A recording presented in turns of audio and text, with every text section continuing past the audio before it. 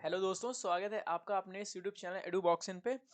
हम अपने most important MCQs discuss कर रहे थे CSIR section officer and assistant section officer examination 2023 जो शेड्यूल है आपका 5 फरवरी से 20 फरवरी के बीच में। ओके, सो ये हमारा जो पार्ट है, ये पार्ट नंबर 1 है और सब्जेक्ट हमारा क्या है, general awareness and current affairs. इसका पार्ट नंबर 1 है।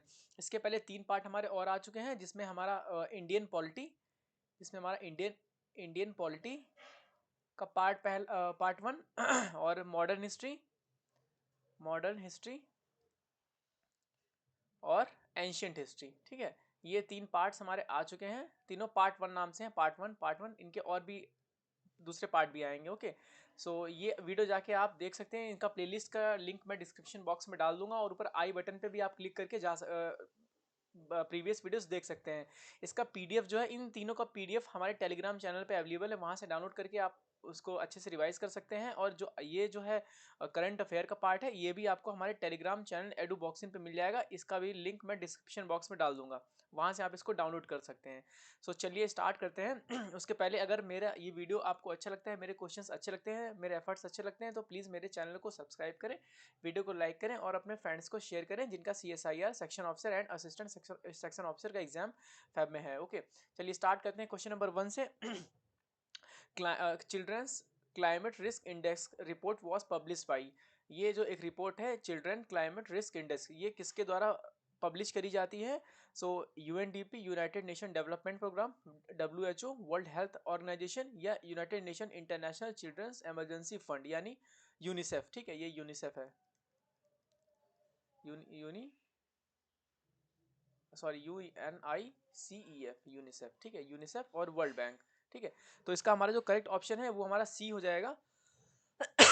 Sorry, United Nation children's emergency fund, UNICEF के द्वारा ये children's climate risk index publish करी गई है। ये हाल ही में न्यूज़ में इसलिए आया है क्योंकि इस रिपोर्ट में बताया गया है कि हर 3 में से एक, वन आउट ऑफ 3 चिल्ड्रंस, ठीक है, 3 चिल्ड्रन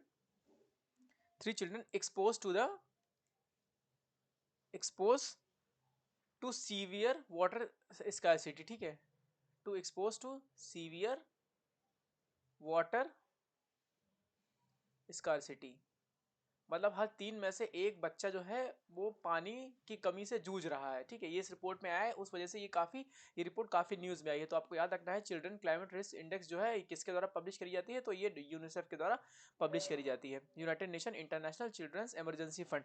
हम बात करें यूएनडीपी की, तो यूएनडीपी का फाउंडेशन कब हुआ था? तो ये हुआ था हमारा 1965 में। 1965 में हुआ था। इसका हेडक्वार्टर हमारा कहाँ पर है? न्यूयॉर्क, यूएसए में। ठीक है, न्यूयॉर्क यूएस। ठीक है, United states of America, USA में है। डब्ल्यूएचओ का फाउंडेशन कब हुआ था? डब्ल्यूएचओ का फाउंडेशन हुआ था 1948 में। 1948 में। इसका हेडक्वार्टर कहाँ पर है? Geneva, Switzerland. Geneva, Switzerland. Geneva, Switzerland. और जो वर्ल्ड बैंक है, इसका हमारा कहाँ पर है? ये हमारा, इसका फॉर्मेशन हुआ था 1944 में। 1944 में इसका फाउंडेशन हुआ था। इसका हेडक्वार्टर हमारा है वॉशिंगटन डीसी में। ठीक है, कहाँ पर? अमेरिका में, वॉशिंगटन डीसी, यूएस में। सॉरी। चलिए चलते हैं क्वेश्चन नंबर 2 पे। इसमें क्या करना है आपको? लिस्ट दी हुई, लिस्ट 1 एंड लिस्ट 2, इसको करेक्टली मैच करना है। ठीक, बताना है कि कौन सा इसमें, हाँ, करेक्टली मैच करना है।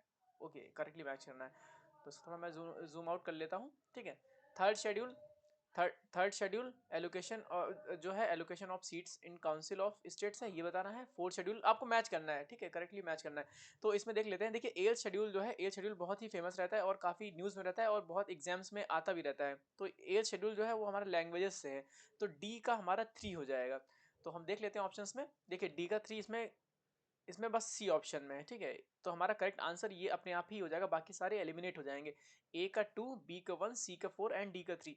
ए का 2 जो है, ए का क्या है? Third schedule. थर्ड शेड्यूल क्या है? Forms of oath and affirmation. ठीक है, यहाँ पर ओथ्स एंड अफर्मेशन से रिलेटेड कौन सा शेड्यूल है? हमारा शेड्यूल नंबर 3 है। और उसके बाद जो हमारा बी है, बी हमारा 1 है। जो फोर्थ शेड्यूल है वो क्या है? फोर्थ शेड्यूल है हमारा allocation of seats and council of states, ठीक है। काउंसिल ऑफ स्टेट्स में सीट के एलोकेशन के लिए हमारा 4th शेड्यूल है। और बचा हमारा 7th शेड्यूल है। 7th शेड्यूल किसका है? List of subject matter to the matter of laws to be made by the parliament and by state legislator, ठीक है। स्टेट लेजिस्लेटर और पार्लियामेंट के द्वारा जो भी लॉ बनाए जाते हैं उनसे रिलेटेड हमारा 7th शेड्यूल है।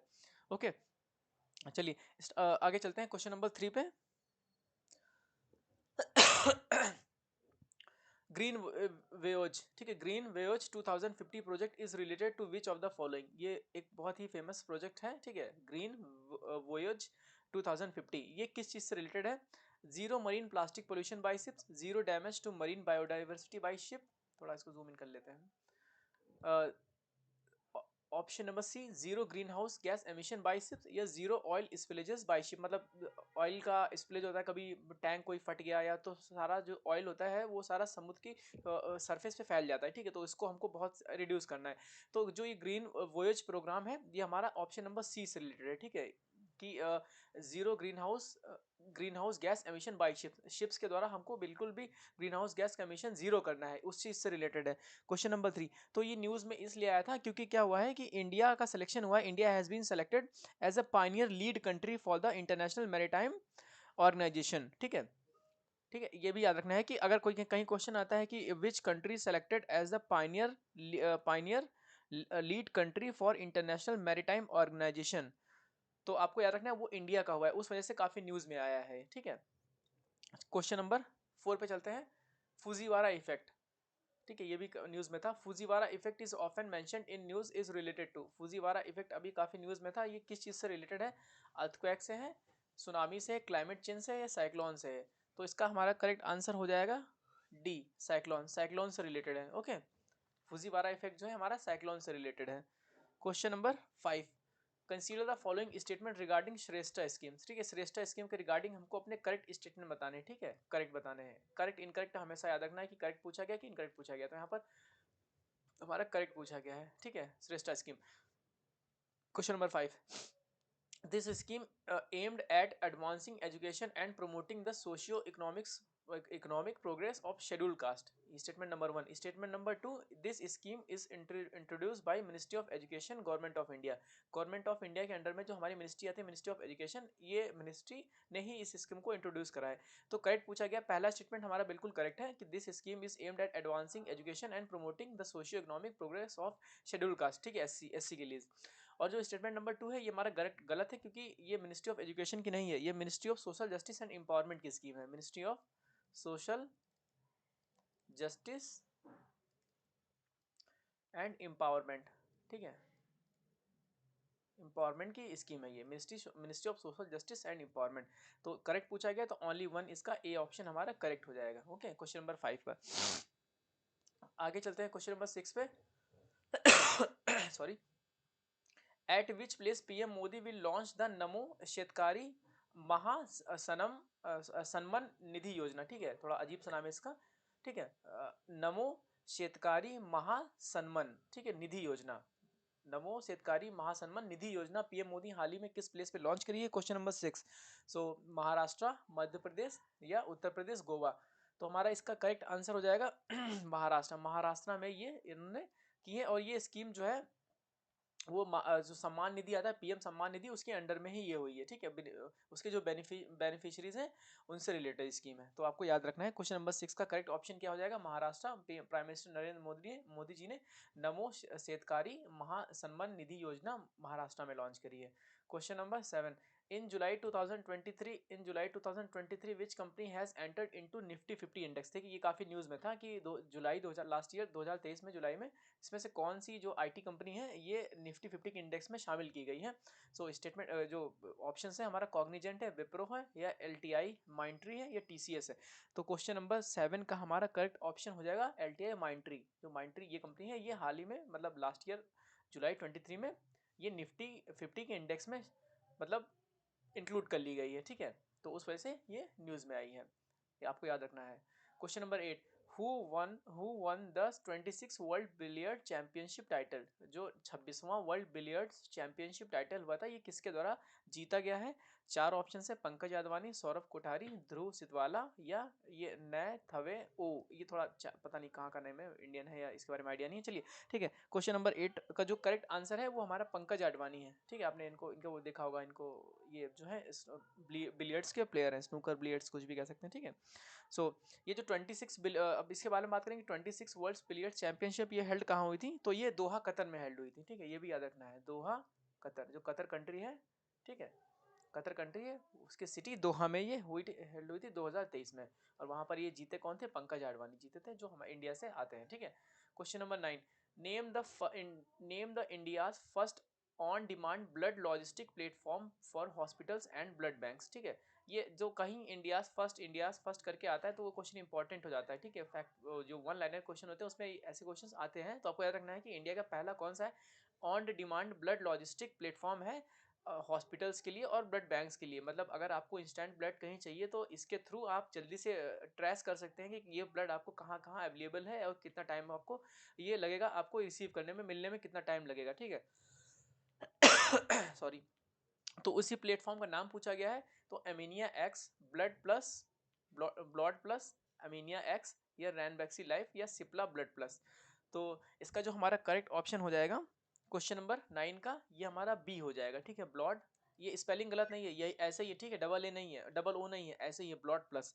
ठीक है, तो ब्लड प्लस जो है ये हमारा इंडिया का पहला on demand blood logistic platform है हॉस्पिटल्स के लिए और ब्लड बैंक्स के लिए। ठीक है, ये क्या करेगा? Ensure hospitals have steadily blood access. ठीक है, मतलब अगर कोई बड़ा हॉस्पिटल है, बड़ा क्या मतलब कोई सा भी ऐसा हॉस्पिटल है जहाँ पर हम इंश्योर करेंगे कि ब्लड की कमी ना होने पाए, इंस्टेंट अगर इमरजेंसी में किसी ब्लड की ज़रूरत होती है तो हम उसको आराम से उसको अवेलेबल हो। ठीक है, उसको ज़्यादा इधर उधर भागने की ज़रूरत ना पड़े। ठीक है, और रिड्यूस वेस्टेज होगा, मतलब ब्लड का जो वेस्टेज हो जाता है, ठीक है, उसको हमको रोकना है।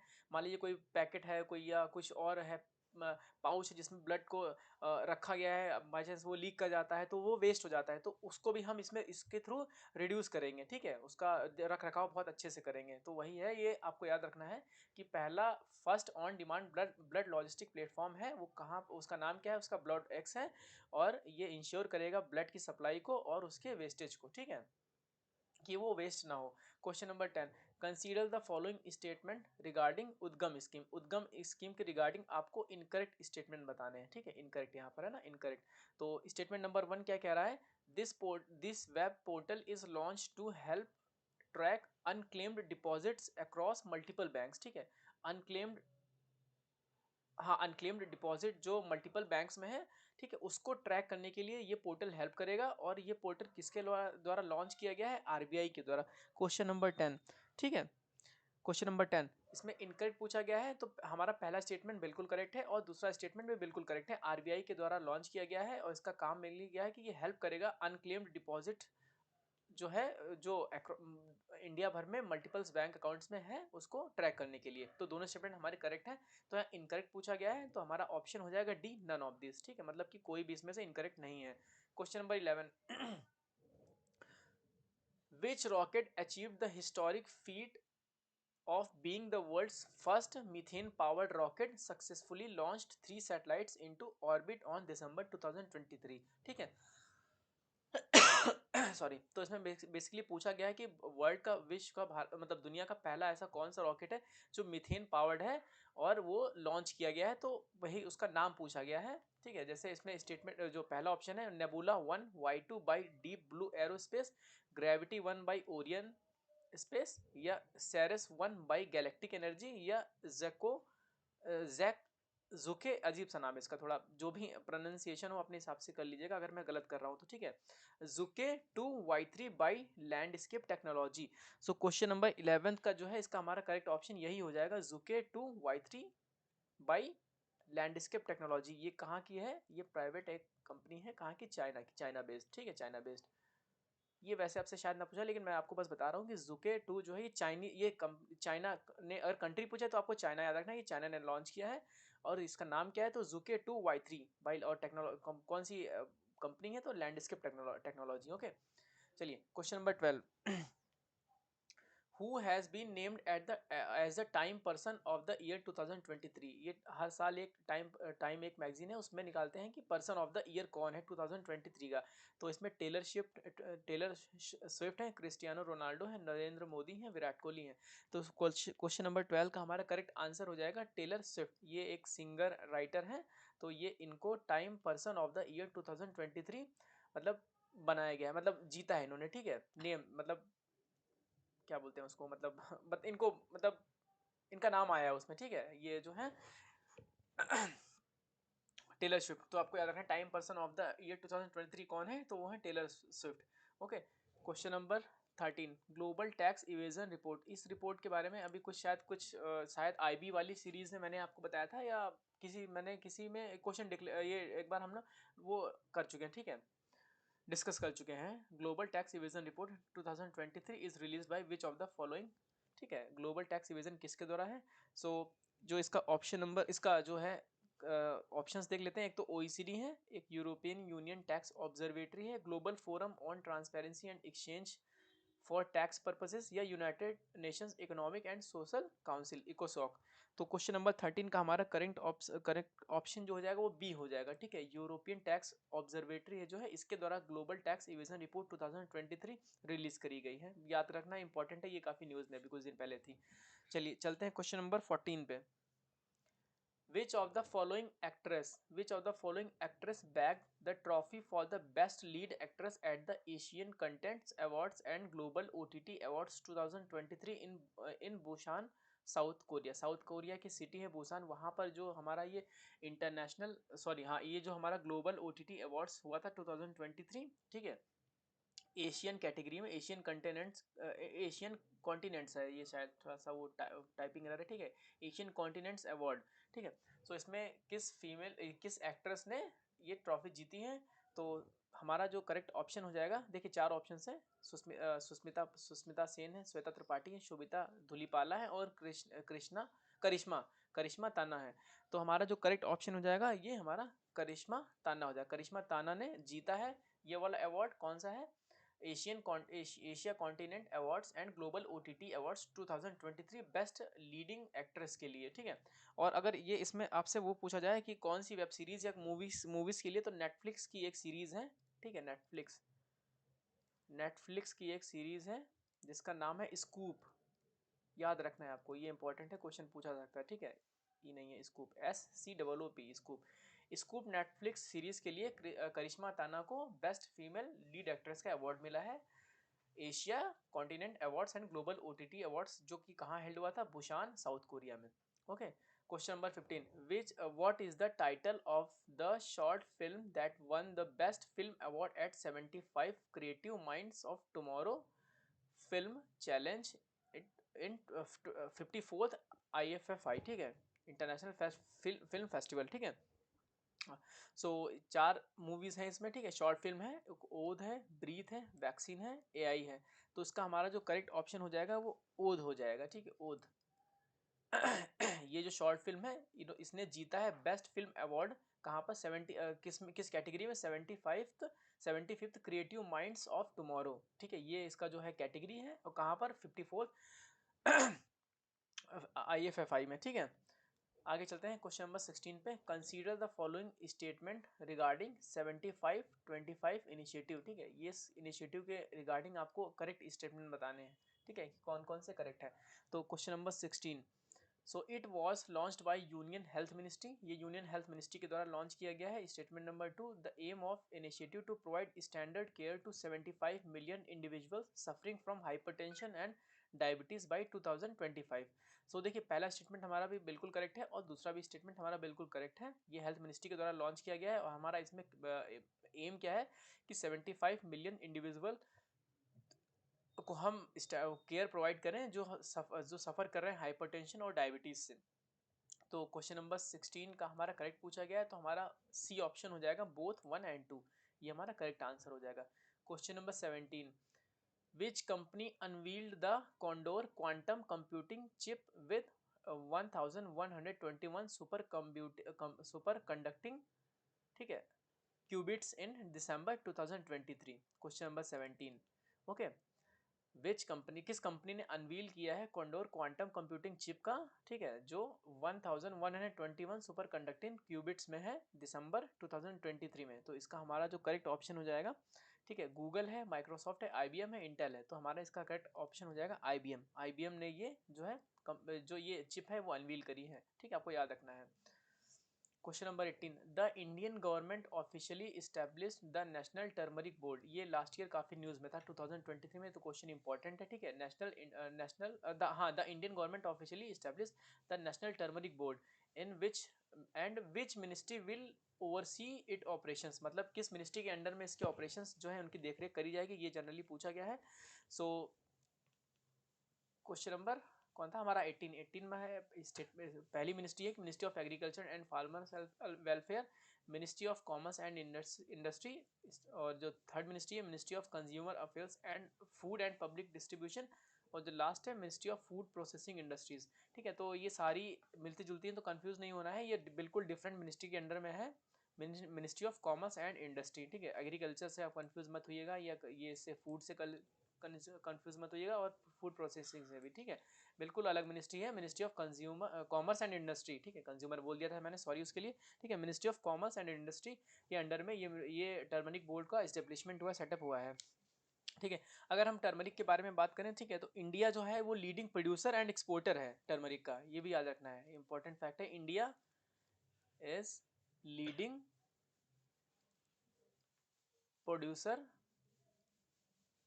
एंड एक्सपोर्टर, ठीक है, सबसे ज़्यादा प्रोड्यूस करता है और सबसे ज़्यादा प्रोड्यूस भी करता है, और वो भी करता है, एक्सपोर्ट भी करता है टर्मरिक का इंडिया, ठीक है।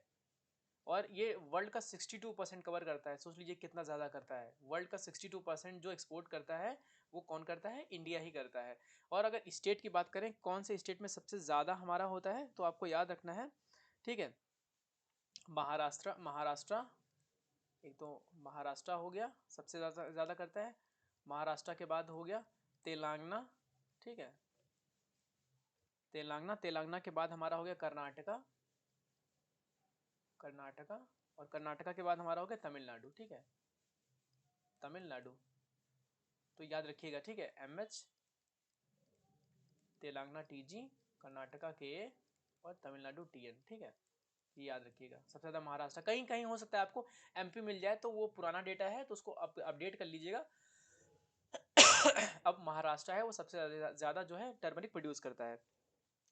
आगे चलते हैं क्वेश्चन नंबर 19 पे, which country will host G20 summit in 2024। 2024 का G20 समिट कहाँ पर हेल्ड होगा, ठीक है, कौन होस्ट करेगा उसको, या कौन उसका प्रेसिडेंट रहेगा। तो जो प्रेसिडेंट कौन रहेगा, कौन सी कंट्री रहेगी, तो साउथ अफ्रीका, ब्राज़ील, रशिया, ठीक है, या फ्रांस। क्वेश्चन नंबर 19 का हमारा करेक्ट आंसर हो जाएगा ब्राज़ील, ठीक है, ब्राज़ील हमारा करेक्ट आंसर हो जाएगा, ब्राज़ील, ओके। क्वेश्चन नंबर 20 पे चलते हैं, state of the climate service report recently seen in news is publish by which organisation, ठीक है, state of the climate service report है, ये अभी न्यूज में थी, तो किसके द्वारा ये रिलीज करी जाती, पब्लिश करी जाती, question number 20।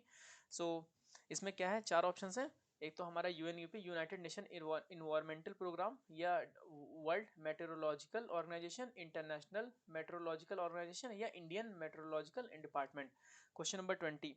So question number 20 का हमारा करेक्ट ऑप्शन हो जाएगा B, ठीक है, जो वर्ल्ड मेट्रोलॉजिकल ऑर्गेनाइजेशन है, इसके द्वारा state of the climate service report release करी गई है।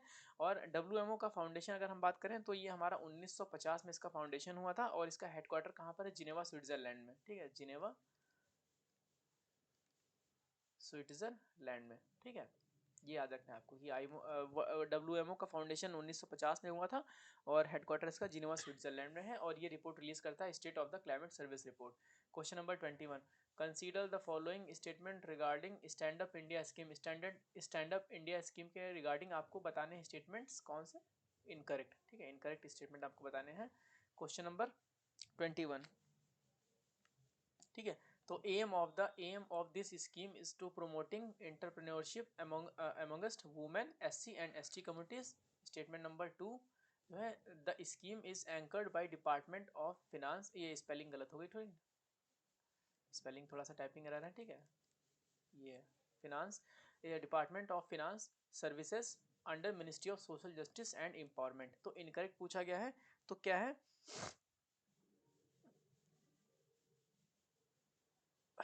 हाँ ठीक है, इनकरेक्ट पूछा गया तो इसका बी स्टेटमेंट जो है, ये पहला स्टेटमेंट तो बिल्कुल करेक्ट है, ठीक है, ये बिल्कुल भी जो करेक्ट ऑप्शन है स्टेटमेंट है कि इसका एम क्या है, प्रमोट करना एंटरप्रेन्योरशिप किसके कौन कौन से किसके किसके बीच में, अब वुमेन्स एसटी और एसटी कम्युनिटीज़ के बीच में। तो स्टेटमेंट नंबर 1 हमारा करेक्ट हो जाएगा और दूसरा स्टेटमेंट इनकरेक्ट हो जाएगा। डिपार्टमेंट ऑफ फिनांस सर्विसेज तो है but ministry of social justice empowerment under नहीं है, इसमें मिनिस्ट्री ऑफ फिनांस ही है, ठीक है, मिनिस्ट्री ऑफ फिनांस ही है, मिनिस्ट्री ऑफ फिनांस, तो आपको याद रखना है। इनकरेक्ट पूछा गया तो ऑप्शन नंबर बी हो जाएगा कि दूसरा स्टेटमेंट हमारा इनकरेक्ट है। Question number 2, at COP 28 the draft text for Santiago network has been adopted, what is it related to. तो ये सैंटियागो नेटवर्क है, ये किस चीज़ से रिलेटेड है जो कि अडॉप्ट किया गया था, ड्राफ्ट किया गया था कहाँ पर, COP 28। ये कहाँ हेल्ड हुआ है आप इसको कमेंट बॉक्स में करके बताइए, ठीक है, मैं उसका जो है कमेंट वो पिन कर दूंगा। COP 28 जो हुआ है हेल्ड, ये कहाँ किस सिटी में हेल्ड हुआ है, ठीक है, ये आपको बताना है।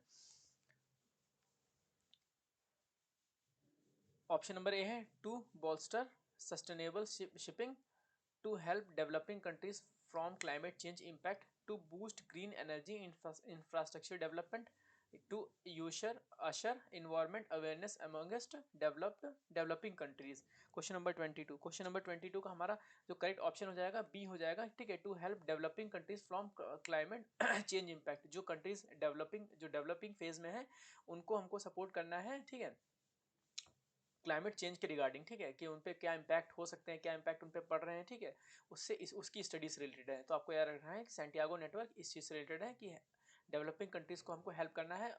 और ये ड्राफ्ट कहाँ पर अडॉप्ट किया गया है, तो COP conference of parties 28 held हुआ था 2023 में। आपको बताना है ये कहाँ पर हेल्ड हुआ था।